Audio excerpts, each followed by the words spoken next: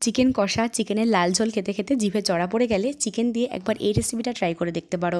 একেবারে ঘরোয়া উপকরণ দিয়ে, শুধু রান্নার পদ্ধতিটা একটু চেঞ্জ করে দিয়েছি, তার জন্য চিকেনের স্বাদটা এতটা দুর্দান্ত এসেছিল, যেরকম রং সেরকম স্বাদ, কি বলবো, মানে বলারই মতো না। তোমরা প্লিজ একবার এই পদ্ধতিতে বানিয়ে দেখো, খুব ভালো লাগবে। তাই ভিডিওটা প্রথম থেকে শেষ পর্যন্ত দেখার অনুরোধ রইল। তো শুরু করে ফেলি ভিডিও। প্রথমে নিয়েছি কয়েক টুকরো চিকেন, তার মধ্যে দিয়ে দিচ্ছি থেতো করা রসুন, থেতো করা কাঁচা লঙ্কা, থেতো করাই দেবে, বাটা দেবে না। তারপরে দিচ্ছি সামান্য লবণ, হলুদ আর কিছুটা কাঁচা সর্ষের তেল আর ফাটানো টক দই, সব কিছু একসাথে ভালো মতো চিকেনের সাথে মেখে 10 থেকে 15 মিনিট রেস্ট রেখে দেবো। এবার কড়াইয়ে সামান্য সাদা তেলে দিয়ে দিচ্ছি গোটা এলাচ থেতো করে, তারপরে দিচ্ছি 8 থেকে 10 কোয়া রসুন, 1 ইঞ্চি মতো একটা আদার টুকরো কুচি কুচি করে কেটে দিয়ে দিচ্ছি।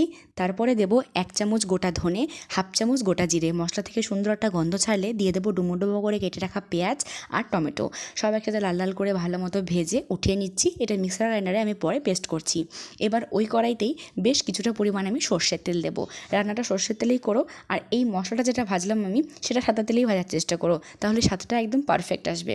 এবার কড়াইয়ে বেশি করে একটু সর্ষের তেল দিয়ে সেখানে 8 থেকে 10টা এলাচ থেতো করে দিয়ে দিচ্ছি, আর দিয়ে দিচ্ছি 3টে বড় সাইজের পেঁয়াজ কুচি করা। সেই কুচি করা পেঁয়াজগুলো ভালো মতো নাড়িয়ে চাড়িয়ে আমি ভেজে নিচ্ছি। এদিকে মশলাটা যেটা আমি ভেজে রাখছি আগের থেকে, সেটা পেস্ট করে নিচ্ছি। আর যে রেসিপিটা আমি বানাচ্ছি সেটা তো নামই তোমাদেরকে বলা হয়নি, চিকেন গার্লিক মশলা ফ্রাই, দারুণ হয়। এবার পেঁয়াজটা ভালো মতো ভাজা হয়ে গেলে তাতে দিয়ে দিচ্ছি 8 থেকে 10 কোয়া রসুন, 4 থেকে 5টা চেরা কাঁচা লঙ্কা, আর ওই বেটে রাখা মশলাটা দিয়ে ভালো মতো নাড়িয়ে চাড়িয়ে আগের থেকে ম্যারিনেট করে রাখা মাংসটা আমি দিয়ে দেবো। এই পর্যায়ে মশলাটা কিন্তু কষানোর কোনো দরকার নেই। মশলাটা চিকেনের সাথে কষলে চিকেনের একটা সুন্দর ফ্লেভার আসবে, আর ভালো লাগবে খেতে, দুর্দান্ত হবে। যেরকম আমি বানিয়েছিলাম, আমি টেস্ট পেয়েছি, এই পদ্ধতিতে বানালে তোমরাও টেস্ট পাবে। তারপরে দিয়ে দিচ্ছি 1.5 টেবিল চামচ কাশ্মীরি লঙ্কার গুঁড়ো। সব একসাথে ভালো মতো মিশিয়ে নিয়ে ঢাকা চাপা দিয়ে দিচ্ছি। এই রান্নাটা হতে আধা ঘন্টা সময় লাগে। ঢাকা চাপা দিয়ে দিয়ে রান্না করলে মাংসটা খুব সুন্দর সফট হয়।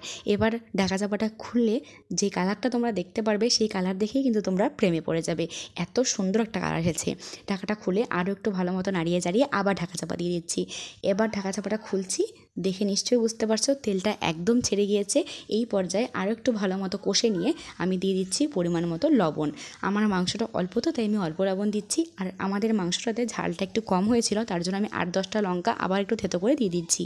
আর অ্যাড করে দিচ্ছি আমাদের পছন্দ মতো আলু। মানে আলুটাকে আমি প্রথমে আগে প্রেসার কুক করে নিয়ে তারপরে ডিপ ফ্রাই করে নিয়েছি। এতে আলুটা সেদ্ধ হওয়ার আর কোনো চিন্তা থাকবে না।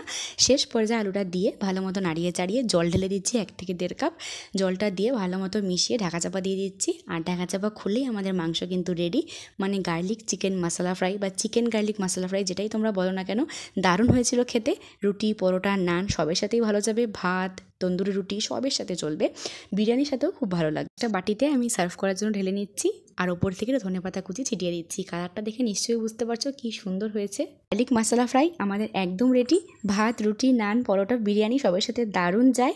যদি ভিডিওটা ভালো লেগে থাকে বেশি বেশি করে লাইক আর শেয়ার করে দিও, আর প্লিজ প্লিজ প্লিজ সাবস্ক্রাইব করে পাশে থেকো। আজকের মতো এ পর্যন্তই, দেখা হচ্ছে নতুন কোনো পর্বে নতুন রান্নার সাথে। Take care.